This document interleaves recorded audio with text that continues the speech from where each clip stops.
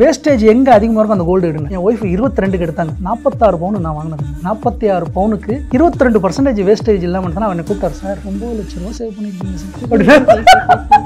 9 லட்சம் ரூபா சேவ் பண்ணியிருக்கேண்ணா. ஆமாம் சார். அந்த 2011-12 நான் வெறித்தனமாக ஸ்டார்ட் பண்ண ஆரம்பிச்சேன். வெறித்தனம்னா எப்படின்னா முழுக்க வெறித்தனமாக ஸ்டார்ட் பண்ணேன். கோல்டுன்னு. ஏன்னா நான் ராபர்ட் கியோசாகி கூட சொல்கிறாரு, real money is a gold ஒன்று. நீங்கள் எந்த கண்ட்ரி வேணால் போங்க, ஃப்ளைட்லேருந்து இறங்குங்க, உங்கள் கையில் இருக்க 100 கிராமம் என்னவோ கிராமம் வைங்க, அந்த கண்ட்ரியோட டாலர் அந்த கண்ட்ரியோட பணம் உங்களுக்கு. நம்ம கரன்சிக்கு என்ன வேல்யூ? கரன்சி நாளைக்கே கூட கவர்னர் இந்த கரன்சி செல்லாதுன்னு முடிஞ்சு போச்சு. கரன்சி வச்சு நம்ம ஒன்றும் பண்ண முடியாது. ஆனால் கோல்டு அப்படி இல்லை. கோல்டும் சில்வரும் தட் இஸ் அ ரியல் மணி.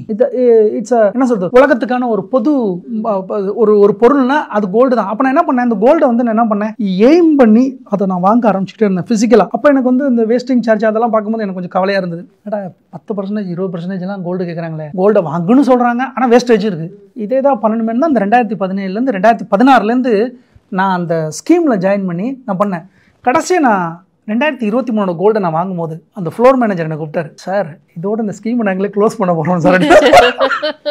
அது வெயிட் அக்குமுலேஷன் ஸ்கீமில் போட்டிருந்தீங்க அவர்.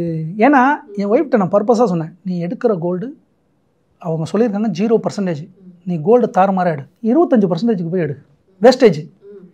வேஸ்டேஜ் எங்கே அதிகமாக இருக்கும் அந்த கோல்டு எடுங்க. என் ஒய்ஃப் 22க்கு எடுத்தாங்க. 46 பவுன் நான் வாங்கினது. நீங்கள் 46 பவுனுக்கு 22% வேஸ்டேஜ் இல்லாமல் தான் அவனை கூப்பிட்டார். சார் 9 லட்ச ரூபா சேவ் பண்ணியிருக்கீங்க சார். 9 லட்ச ரூபா சேவ் பண்ணியிருக்கேண்ணா. ஆமாம் சார்.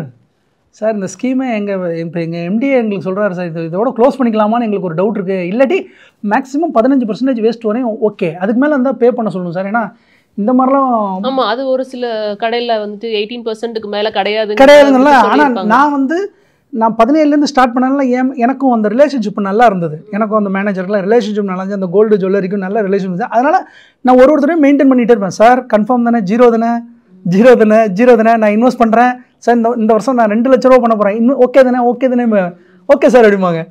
லாஸ்ட் டைம் பார்த்தீங்கன்னா இப்போ என்னன்னா புது ஸ்கீம்ஸ் என்னென்னா ஒன்லி அப் டு 18%. அதுதான் அப் டு 18% எல்லாம் முடிச்சிட்டாங்க. அதுதான்